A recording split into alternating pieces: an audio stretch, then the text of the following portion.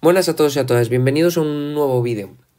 Vamos a seguir con segundo de bachillerato en la asignatura de física y en este caso vamos a hablar de la interacción electrostática. Vamos a hacer un pequeño resumen por apartados en el que vamos a ir a ver viendo todos los aspectos y todas las ecuaciones que pueden entrar en la EBAU y en los problemas de física de este tema.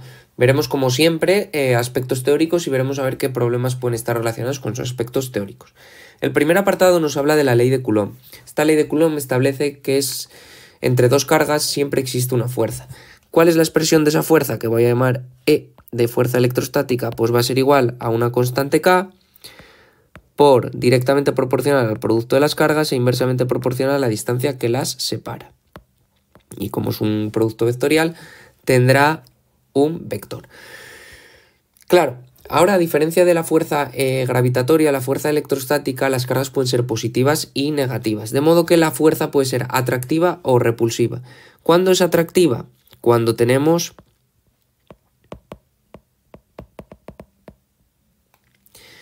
cargas de signo opuesto. Esto hay que tenerlo en cuenta cuando trabajemos el carácter vectorial de la fuerza. Y será repulsiva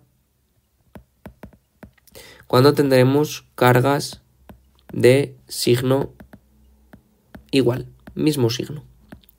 ¿Cómo lo vamos a representar? Por ejemplo, vamos a ver, tenemos dos cargas, Q sub 1, Q sub 2, y queremos ver la fuerza que ejerce, por ejemplo, la 1 sobre la 2. Si ambas tienen el mismo signo, se van a repeler, por tanto la fuerza será esa de ahí.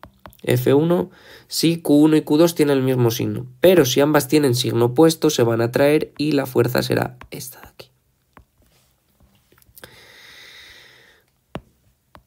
Bien, pues esa expresión nos permite calcular la fuerza entre dos cargas. ¿Pero qué ocurre cuando tenemos varias cargas? Es decir, una distribución discreta de cargas. Pues igual que la fuerza gravitatoria, se cumple el principio de superposición.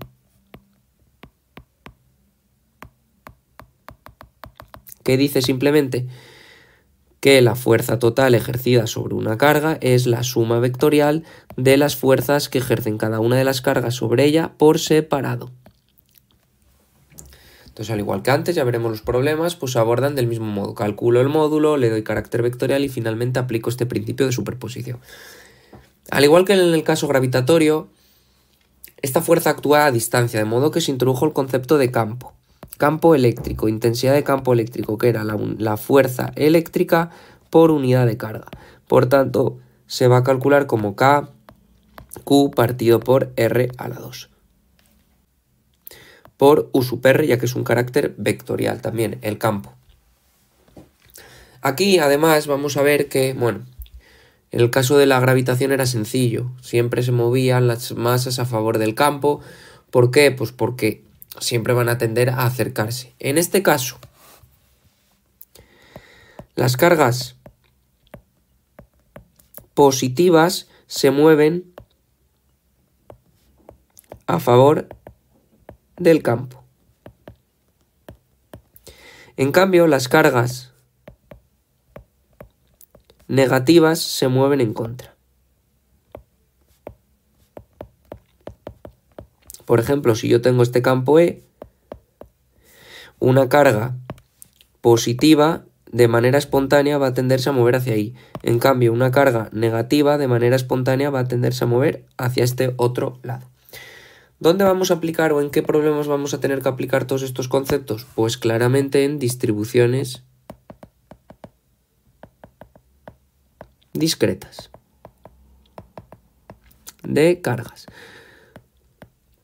¿Qué es esto? Pues distribuciones en las que yo tengo cargas separadas una cierta distancia, conozco la distancia, conozco las cargas y entonces ¿cómo voy a actuar? Primero me calculo módulos, ya bien sea del campo de la fuerza. Segundo, le doy el carácter vectorial. Y finalmente aplico el principio de superposición. Vamos a pasar al segundo apartado. El segundo apartado va a tratar sobre los aspectos energéticos. Ya sabéis que toda interacción se puede abordar o bien desde un punto de vista de fuerzas y campos o también desde un punto de vista energéticos. Para ello, definimos la energía potencial electrostática, que se define como K, Q partido de R. Bien, a diferencia de la energía potencial gravitatoria, pues en este caso interactúan cargas, de modo que son las fuentes del campo, por tanto aparecen cargas. Potencial también como la energía potencial electrostática por unidad de carga, de modo que será K, Q partido por R. Por cierto, se me olvidó hablar antes de esa constante K, que aparece ahí. K es una constante que en este caso, a diferencia de la gravitatoria, depende un poquito de las condiciones eléctricas del medio. Y para esa dependencia se pone a partir de las permitividades. Es 1 partido por 4pi epsilon sub 0 partido por epsilon sub R, donde epsilon sub 0 es la permitividad del vacío, que tiene un valor de 8,85 por 10 a la menos 12, y epsilon sub R es una constante que nos dice un poco de esas condiciones eléctricas. Esta constante en el vacío tiene un valor de 9 por 10 elevado a 9 newton partido coulombio al cuadrado metro cuadrado. Seguimos un poco más. Al igual que en el caso de la gravitación, también vamos a poder establecer la relación entre el trabajo para ir de un punto A a un punto B y la energía potencial. Es igual que antes, como es un campo conservativo, de A a B menos la variación de la energía potencial. Es decir, potencial en A menos energía potencial en B. O en función del potencial lo podemos poner como Q, V en A, menos V en B, porque sabemos la relación entre la energía potencial y el potencial. Entonces, pues al igual que de manera espontánea una partícula cargada se mueve a favor del campo y una negativa se mueve en contra, las partículas cargadas positivamente van a tender siempre a reducir su energía potencial y las cargadas negativamente a aumentarla. ¿En qué problemas vamos a poder ver todos estos aspectos que estamos viendo? Pues casi siempre y solo aparecen en este caso también en distribuciones discretas de cargas, que nos piden calcular el trabajo para ir de A a B. Pues calculamos la energía potencial en A, calculamos la energía potencial en B y la restamos. Mucho cuidado con los signos, porque aquí antes en el gravitatorio la energía potencial siempre es negativa, aquí puede ser negativa o positiva en función de las cargas. También nos pueden preguntar cuál es la energía potencial de interacción en un conjunto de cargas. Es decir, por ejemplo, tenemos un conjunto de cargas, ¿qué energía sería necesaria para separarlas? En ese caso os voy a poner un ejemplo de que haya 3 cargas. Lo que hay es que sumar la interacción entre todas esas cargas, pero no se suma doble si, por ejemplo, si la 1 interacciona con la 2, luego no hay que sumar la interacción de la 2 con la 1. Por ejemplo, que tenemos 3 cargas, ¿cuál sería la energía potencial de interacción? Sería la energía potencial entre la 1 y la 2 más energía potencial entre la 1 y la 3. Y ahí acabaríamos con la carga 1. Más, ahora habría que sumar la energía potencial de la 2 con la 1, pero como ya la hemos puesto no hay que poner nada, y luego de la 2 con la 3. Más la de la 3 con la 1, que ya la tengo aquí, más la de la 2 con la 3, que ya la tengo aquí. De modo que esta sería la energía potencial de interacción. Y esa sería la energía que habría que vencer si queremos separar las cargas. Vamos a pasar al aspecto número 3. En este apartado que habla del teorema de Gauss voy a ir bastante deprisa. Pero bueno, quiero que quede un poco claro cuando utilizamos el teorema de Gauss. De momento hemos visto cómo calcular fuerzas y campos electrostáticos en distribuciones discretas, es decir, aquellas en las que podemos diferenciar claramente las cargas. Pero ¿qué pasa cuando tenemos una distribución continua? Pues que hay que aplicar este teorema de Gauss, ¿vale? Porque hay que ver cada una de las contribuciones de las cargas. Y este teorema de Gauss nos dice simplemente que el flujo de campo eléctrico a través de una superficie cerrada es igual a la carga encerrada por dicha superficie partido por epsilon sub r, epsilon sub 0. Si se desarrolla un poco más, el flujo se puede calcular como el producto de E por ds, donde ds es un elemento diferencial de superficie que tiene unas ciertas características. Carga encerrada partido por epsilon sub r, epsilon sub 0. Como veis, aquí no he puesto ni problemas ni nada, porque la verdad es que no he visto en la EBAU muchos problemas que puedan caer de esto. Bueno, no he visto casi ninguno. Entonces, esto lo mejor es que practiquéis. 3 casos prácticos que vimos, que yo veo en clase, es el campo eléctrico creado por una línea indefinida de carga, por un plano indefinido de carga y por una esfera de carga. Entonces, viendo estos 3 elementos vais a poder trabajar bien con el teorema de Gauss y ver cómo funciona. ¿En qué se caracteriza este teorema de Gauss? Bueno, pues se caracteriza o la clave está en la superficie que nosotros elegimos como superficie gaussiana. Ya os digo que en esto no quiero pararme en este tema, en este resumen, porque no suelen entrar estos problemas. Vamos al último apartado. El último apartado es muy importante, es el movimiento de cargas eléctricas en campos eléctricos uniforme. ¿Qué quiere decir que el campo eléctrico sea uniforme? Pues que siempre tiene el mismo módulo, es decir, mismo valor en todo momento, misma dirección y mismo sentido. Esto, por ejemplo, es el caso de campos eléctricos creados entre las placas de un condensador. Y entonces, ¿qué ocurre cuando una carga se mueve en este tipo de campos? Bueno, pues aplicamos la segunda ley de Newton.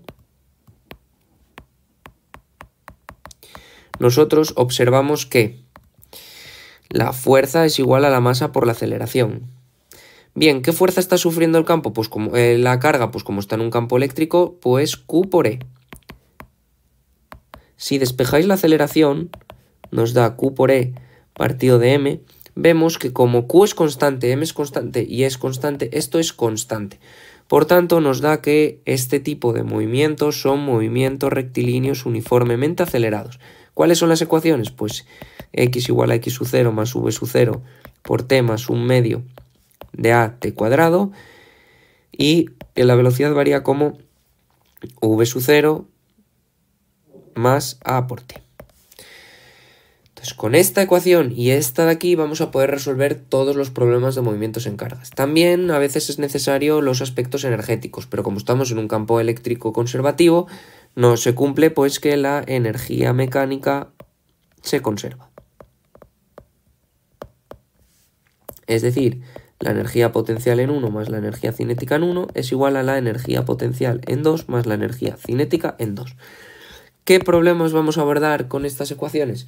Pues todos aquellos en los que haya movimiento de cargas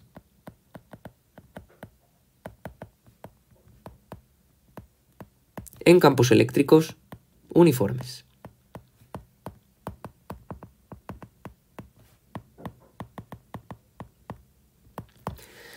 Vamos a pasar a dejaros por último las ecuaciones que os van a servir para abordar este problema. Estos problemas. Por último, deciros aquí que si tenemos campos eléctricos uniformes, el potencial y el campo se relacionan de la siguiente manera. La variación de potencial es igual a menos el campo por la distancia que recorre la partícula. Vamos a pasar a ver las ecuaciones. Aquí tenéis todas las ecuaciones que os hacen falta. Las primeras, fuerza y campo, pues son las que nos permiten calcular la fuerza electrostática y el campo electrostático creado por cargas puntuales.